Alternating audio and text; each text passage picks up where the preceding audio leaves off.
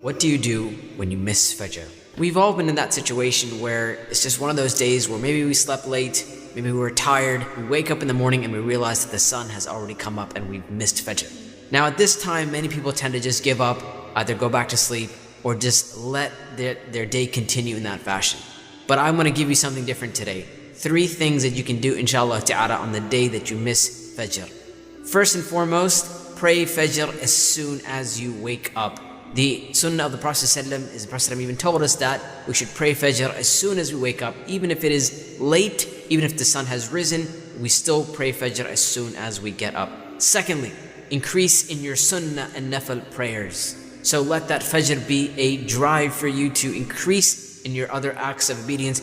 Number 3, don't let missing Fajr be the reason for missing other prayers as well. What happens is that the Shayṭān will usually whisper to you at that point and say, you miss Fajr, what's the point of praying Dhuhr, what's the point of praying Asr, and so on and so forth. Missing Fajr should be the reason why you actually work harder to pray the rest of your prayers on time.